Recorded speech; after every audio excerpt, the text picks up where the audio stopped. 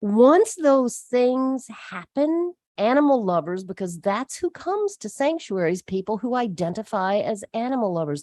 Once they come here, then it's the animals who do the very best job of forcing them to see, oh my God, there is no difference between this animal that I ate last night for dinner and my dog who sleeps at the end of my bed.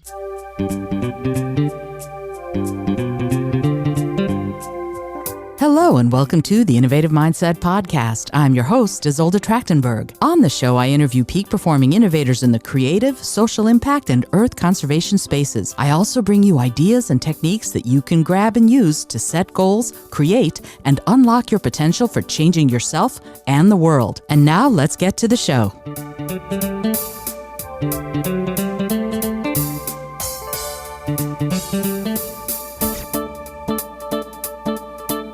Hello and welcome to the Innovative Mindset Podcast. I'm your host, Izolda Trachtenberg. Thank you so much for taking the time to be here, and I'm thrilled and honored to have this week's guest on the show. Let me tell you about Kathy Stevens. Kathy is the founder of Catskill Animal Sanctuary, one of the world's leading rescues for farmed animals and centers for the advocacy of vegan living, and you know that's catnip to me. She's a former Huffington Post blogger, the author of Where the Blind Horse Sings and Animal Camp, Reflections on a Decade of Love, Hope, and Veganism at Catskill Animal Sanctuary. Kathy is a speaker and frequent contributor to anthologies on animal rights, animal sentience, and veganism. She lives on the grounds of Catskill Animal Sanctuary and kisses cows every day. Kathy, thank you so much for being here. Welcome. Day. I love that. I love it. Day. That's that. That's amazing and terrific. And, you know, everyone who listens to the show, Kathy, is well aware that I'm a passionate animal rights advocate and well aware that I'm vegan. I went vegetarian back in the 80s, went vegan in 2003. So I'm walking with you. So I'm super honored and super happy that you're here. I want to I know we don't have that much time, so I want to just get right into it. Tell me your why. What made you go, you know what? I'm living this life and I'm going to turn it around completely and start living a completely different one that is so much on the behalf of all these sentient beings we share the planet with. Yeah. Well, I love that question. I was a high school English teacher who turned down the opportunity to become the principal of a new high school because it was a media and technology school. And I use these devices, but it's hardly a passion. And so I turned down the job and was sort of at a loss because I'd always imagined that would be my way to do good in my little corner of the world.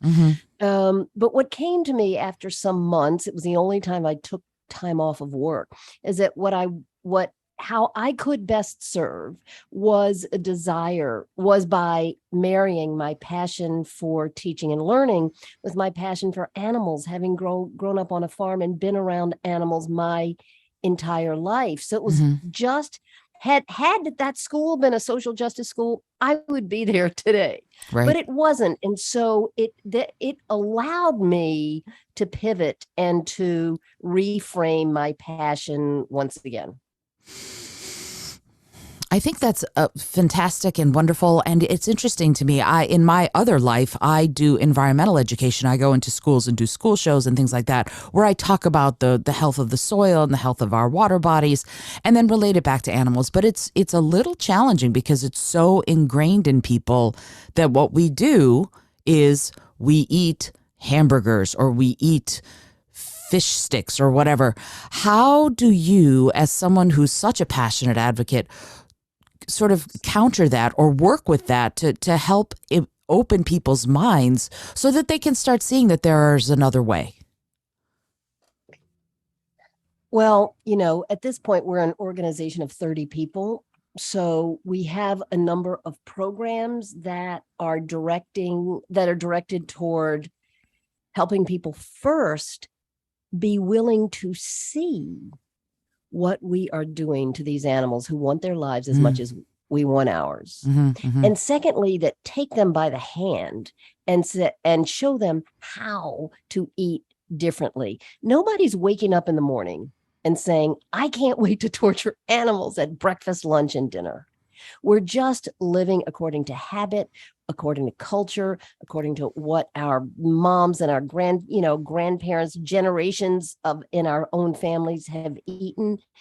And so what we do here is set up an environment in which people fall in love with the animals they eat, because nobody expects, good sanctuaries disarm people, Izolda. Mhm. Nobody expects for a pig to run to them when you call its name, when you call his or her name. Nobody expects to be able to hold a chicken and have that chicken fall asleep in their arms. And nobody expects a turkey to climb into their lap and sort of demand to be given a massage. So once those things happen, once animal lovers, because that's who comes to sanctuaries, people who identify as animal lovers, once they come here, then it's the animals who do the very best job of forcing them to see, oh my God, there is no difference between this animal that I ate last night for dinner and my dog who sleeps at the end of my bed. Mm-hmm. So one of the most powerful impacts that good sanctuaries have is that ability to put the animal loving human and the animal face to face, or lap to face. No, that sounds bad, but you know what I mean. Snout to face, right? Yeah, snout to face.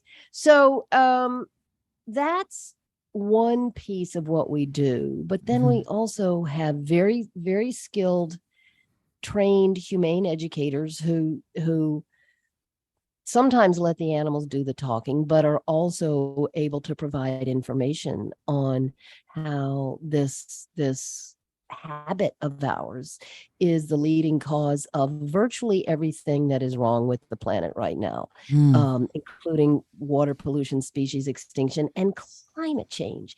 And then finally, the final piece is to offer is cooking support, because my favorite story is of a young man who had just finished a tour, and I was coming through the parking lot and our eyes met, and he sprinted over to me. He burst into tears. He grabbed my forearms and he said, I get it now.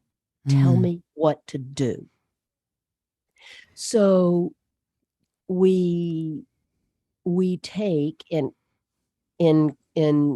of this very long-winded response to your question, we take sort of a holistic approach, because the last piece is this cooking program that we've had for 10 years. We're now relaunching a new pilot that's going to be essentially a vegan support program of 4 weeks of cooking classes and group sessions and cooking tips and how to stock your pantry, and videos of us with the animals, information about why it's important, information about nutrition, all delivered in sort of bite-sized pieces, because we know people don't have a lot of time.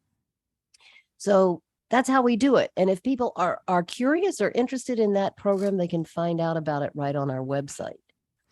And I would love, love, love to have links directly for that when it's ready, so that I can add that to the show notes. Yeah, I mean, your point is very well taken, that there is this disconnect. I remember before I became a vegetarian, I had no connection in my mind between the burger I was eating and the cow that I saw when I was driving along and there was a farm. I wasn't making that connection. And I think a lot of us don't make that connection, that the very packaged product we buy in the store came from a critter, came from an animal. It's intentional. That's by design. I mean, if you go to the little villages around the world, you'll see the lamb or the pig hanging in the window. Like, it's very much by design. The industry doesn't want us to see it. If we did, we wouldn't be in the place we're in. Oh, Because absolutely. again, no, nobody's intending to harm, but harm and suffering and terror is unavoidable because of our choices. Right. And it is interesting. I mean, there's a I talk about this all the time. Media, the media is sort of a behemoth, and it's been focused in one direction for a long time. And the vegan movement seems like it has gained such momentum so that we're starting to be aware. We're starting to think about it. I've never eaten chicken. Even when I was In your life? in my life, I was a hardcore carnivore. I will tell you this. I am very honest about this. Up until I went vegetarian, hardcore carnivore, but except for chicken, because the way chicken was, I was born in the former Soviet Union, and there you got your live chicken, and you killed your chicken yourself. And I was responsible from a very young age for cleaning up the mess after the chicken had been slaughtered. And Ah. so I went, oh no. But again, that disconnect was so strong in other areas that I never put it together. So when you're doing these programs, you're doing them to help people who are already thinking about this, because they're not going to come to you unless they're already That's starting to exactly go, right. So Yeah. can you talk a little bit about the psychology that we kind of might employ in innovative ways, because this is the Innovative Mindset podcast, to start opening minds of people who could be interested but aren't yet? Um, Look, there are a lot of angry people in this movement, and there are a lot of extremely judgmental people in this movement. I've met so many people who become vegan on a Wednesday, and then on Thursday there's these strident, angry people. Mm-hmm. And it's because of what's at stake, because there is such enormous suffering, and because our choices to consume trillions of animals, when you include sea life, Mm-hmm. has us at the brink of climate disaster. I get that there's an urgency, but I've always believed, I don't know, I don't know how innovative this is, but I've always found that if you have something challenging that you want to express, that if you express it with the simplest truth, and you express it quietly, and there's not an edge in your voice, that people stay open. Mm-hmm. You want people to stay open. You want people not to shut down, because once they have, you've lost them. So, I've been doing this for a bit, and the quieter I am, and if the edge is out of my voice and I'm just delivering the truth, then people stay open. But here's the other thing: to size up who is in front of you is also important, and to take the long view. My dad, who died of heart disease because he never gave up meat, I stopped spending time and energy on my dad because he didn't want to hear it. Mm. So I would say, in terms of one's own psyche, to find the audience who is open, to take the long view, and to realize it's not about that change is hard. Nobody's trying to harm them. You've got all these cultural influences, and so to take the long view, and to help your friends and family and colleagues go on a journey, and trust that if they're good and kind-hearted people, they'll get there. Mm-hmm. I don't know how innovative that is. I No, don't think it's no, terribly innovative. no, It's just but our approach. no. It's the thing is, what's funny about that is that I think this stuff is cyclical. I think some of the stuff that has been tried and true for hundreds of years and falls out of fashion or falls out of favor comes back around as an innovation. So this, to me, I agree with you. I wish that I were the kind of flag waving radical person who's going to be. I'm not that person either. I believe in. Why do you wish that, though? Because I feel feel sometimes like there is a. I think it's funny that you're interviewing me now, but I think that there's a place, and the thing is, I think there's a place for a well-rounded approach in this. So that's why I'm saying this. There's a place for people who are going to push that pendulum all the way to the extreme, so that when we come back to the center, that there is more of an awareness of what it Izolda, is. This is the largest and most urgent social change movement in the history of the world. Sure. We are not asking men to change. We're not asking white people to change. We're not asking religious people to change their views of non-religious or different religions. We are asking every single person alive to change first their attitude, at least those who have the capacity to make choices about what they eat. And I realize that is certainly not everybody, so I'm modifying my statement a bit again. But for those who have choice, we are asking every single person alive to change their attitude and then their behavior toward animals. And if I studied social change in graduate school, and what the first and most obvious thing you learn is that social change is hard, and that it requires every approach, and that what appeals to you might not appeal to me. Right. So it's just, I don't wish I were radical and flag waving. And frankly, the radical and flag waving people with social justice issues that I care very much about turn me off. On the other hand, I was speaking at a conference. This was years ago now. Speaking at a conference, and this woman stood up, and she said, "Are you a supporter of direct action for animals?" And I asked her to define it, and she talked about going into, and there's now a very successful animal rights organization called Direct Action Everywhere, that will go walk right into a Starbucks or a grocery store or a restaurant and confront the owners and confront clients. And I said, am I a fan of that approach? I said, it doesn't matter. My opinion about it doesn't matter. If that's what turns you on and excites you to be active on behalf of a cause you care about, then do it. Because it's going to work for somebody. If it weren't being effective with some number of people, then it would sort of extinguish. So as long as one is not violent, causing literal harm to others, then I think there's room for every approach. I agree with you. I do. And that's the thing for me. I believe in education first. That's why I say I wish I were that flag waving radical. I do things like I'll participate in the march. That we're recording this the day before the Animal Rights March here in New York City.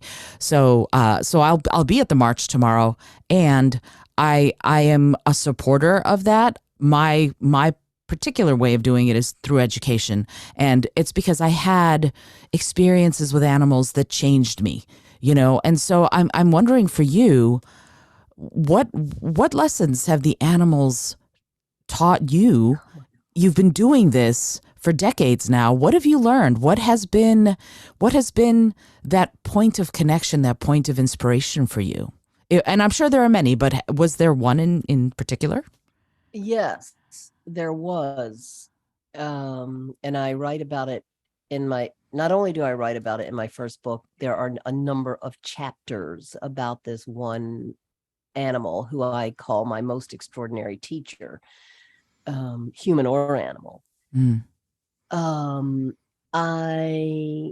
We had a sheep whom we named Rambo, because he would come at us and leap and ram us with the base of his head. He had these giant horns, massive horns. And he'd been removed with 17 other animals from a hoarding situation, and he was very claustrophobic. So we and in out of impatience, he would ram and ram and ram and ram and ram his stall door until the 2x4s would pop out of the frame and out he would go.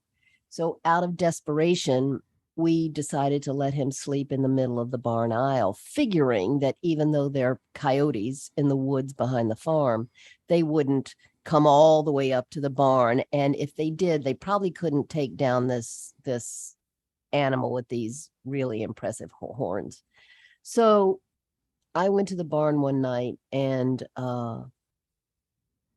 we at the time had no barn for our turkeys. We would carry them out to their little yard during the day, and we would bring them back to the main barn at night. Well, on that particular night, it was a November night, it was sleeting. We had forgotten to bring the turkeys in. And so they would have been uncomfortable, but also they were out there with predators behind Sure. them, you know. So I walked down as the backup, and I circled this long, our barn is 120 feet long. I went all the way down, going from stall to stall. I walked right past the empty turkey stall where the turkey should have been. So not only did the daytime crew screw up, there must have been a miscommunication, so did the backup. I didn't even notice they were gone. Circled back around, went to the end of the barn. I called out, "Good night, animals." Rambo stood up. He walked all the way down, stood right in front of me, looked up at me, and said, "Bah." And I said, "Show me what's wrong." He walked most of the way down the aisle. He walked into the empty turkey stall, and he turned around and looked at me. And that moment changed my life. An animal who had never known love until he came to the sanctuary, knew those turkeys were out there. He figured out a way to tell a human being. He knew the human being would help, which made me realize he understood who we were and why we existed. And this animal, who survived at the hands of a hoarder, had empathy for two animals of a different species who were having a pretty miserable night.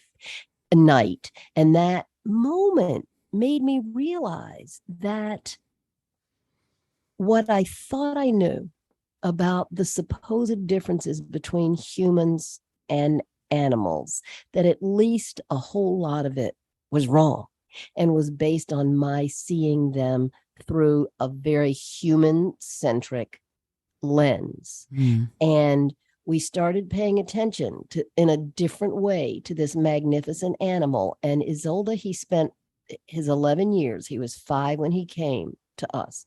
He spent his 11 remaining years with us guarding this place, which is what rams do in nature. And I can't tell you the number of times he came to my house at night and called me, "Bah, bah, bah," because the cows got out, or there's story after story. And so yes, there was that moment. Absolutely. That was a moment when I realized, oh, you've got some things wrong.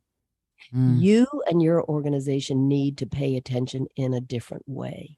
And so as a consequence of that one moment, literally, we now have what's called the Underfoot family. And the Underfoots are for the most part, goats and sheep, but also some chickens, a potbelly pig. It varies from time to time. Every now and then a cow, every now and then an old horse or donkey who, for whatever reason, would not thrive either in a flock or a herd. So they're allowed to be free all day long. And boy, do we learn a lot from them. Amazing. What a story. For me, it was a cow while driving down a country road, and there was a cow with a tag in her ear, and she stopped us and looked at us, and we talked with her, and I realized what the tag meant, and that was it for me. That was the moment everything changed. And Oh, the thing is, when we're doing this, this is a very individual thing, yours, mine, other people who have sort of had this heart and mind opening experience. There are other things that you and I could talk about, which would be, why is something like veganism, moving away from eating animals, good not just for you and me, but the entire planet? I would love to talk with you about that, but I know you're on a time crunch. So I would just like to invite you to come back so we can talk a little bit about the macro of all this, how we are individuals, the animals are individuals, but together we're all, as far as I'm concerned, living on one organism, right? So when we're in that space, I would love to have you back and talk a little bit more about that if you're willing. In the meantime, while I completely appreciate you taking the time, I know you're super busy. Would you mind, if people go, I want to know more about Catskills, would you mind giving some your website or some ways that people can get involved with the sanctuary, just the URLs or anything? So I like it when people do that, so that there's an auditory way to hear it. sure, absolutely. And by the way, I'm sorry I'm pushed for time today. No and worries, I would no absolutely worries. love to come back. My pleasure. I'd absolutely love to come back. Um, our webs, we're on all the social media channels, but you can find them at our hub is the website, and it's C for Catskill, A for animals. So casanctuary.org. That's where you can find out about the vegan cooking program, which is called New Leaf. That's where you can sign up for tours, sign up to volunteer. That's where you can become a member or an animal sponsor. That's where you can access my podcast. So everything is right there. Perfect. And I love what you say, that animals are our best ambassadors. And I think that's great. But I'm really, really grateful that you did this, that you're doing this, that you're living it, and you're, walking your walk and talking your talk every day. I'm going to put all of these links into the show notes so that if you're listening to this and you want to get involved, you want to support the sanctuary, you want to know more about the vegan cooking programs, you'll be able to find them. Kathy, I have just one other question before you go that I ask everybody who comes on the show, and it is this. If you had an airplane that could skywrite anything for the whole world to see, what would you say? Love is all that matters. And I love that. That was great. Kathy, once again, thank you so much for being here. You are welcome back anytime, and I'd love to have you back to talk about the macro of veganism and animals and the planet. Until next time, this is Izolda Trachtenberg for the Innovative Mindset Podcast, reminding you to be bold, be creative, and most of all, be kind.